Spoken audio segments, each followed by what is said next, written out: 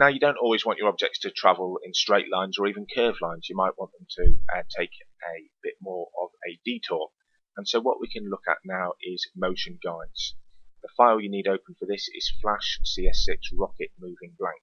And once you've got that file open, you should see that there's one item in the library, a rocket.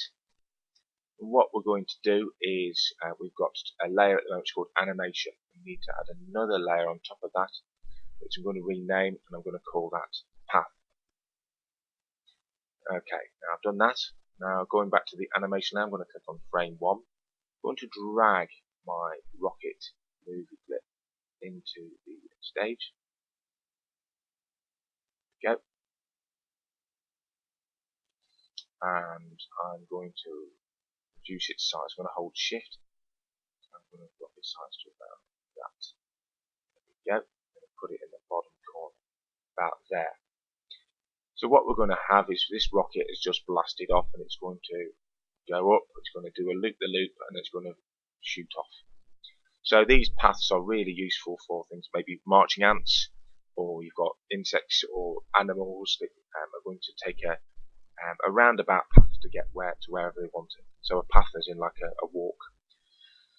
So let's see, how long do we want this to go on for? So I'm going to put a keyframe at frame, let's say frame 100 again. I'm going to put a keyframe at frame 100 with F6, and I'm going to extend out the path layer to the same, but I don't want to put a keyframe on it, so I'm going to press F5, so that just extends blank frames out. I'm going to go back to frame 1 now. With the path layer selected, I'm going to click and drag out with the pencil tool a line for my rocket to follow. And I'm going to go to the frame 1 on the animation layer where my rocket is, and I'm going to select the selection tool. And if I click and drag on my rocket, it should, as you can see there, snap to the end of the line. Drop it on the end of the line there. And I'm then going to go to the last frame, and I'm going to drag my rocket and snap it to the end of the line. So now I've got a couple of things to do. I need to right click between the two points and select create classic tween, create classic tween node.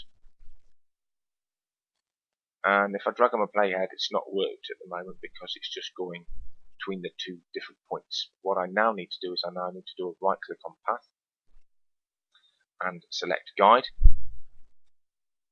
and I then need to click and drag on animation layer where I'm dragging now and drop it just underneath path.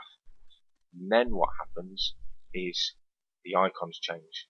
Now if I drag on my playhead, the rocket follows the line. Still not perfect though, because it's not, the rocket doesn't point in the direction of the line. If I go back to my first frame here and move across to my properties over here, select orient to path, that will make the rocket point in the direction of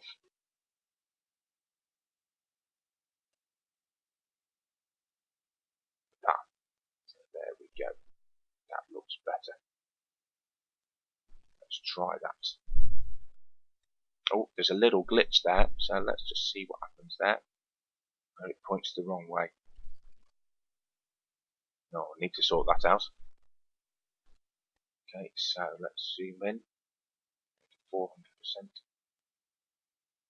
Look at this line, what's causing it? Ah, there we can see the problem. This is causing it with a problem here. So what I can do is if I go in, what I can do is I can straighten this out a little bit.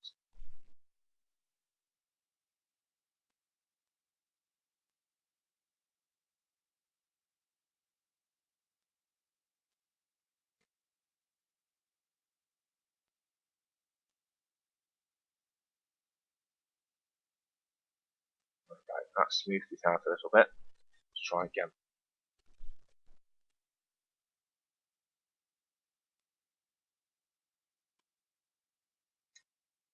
That's better. Something to also note as well is look at the flames coming out of the back of the rocket. You can see that they actually changed. There's a little bit of animation on there.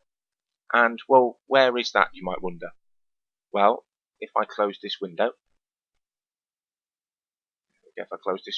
and I go down to the library, if I do a double click on rocket_MC, what happens now is notice it says scene 1 here, and then it says rocket_MC. I'm now inside the rocket, and now I can see a different timeline, and I can actually see the timeline for the rocket, and we can see that it's got 3 different layers, and it's got some very basic frame by frame animation, which causes the rocket flames to animate. So you can actually have animations inside animations, and we're going to need to know a lot more about that as we go on.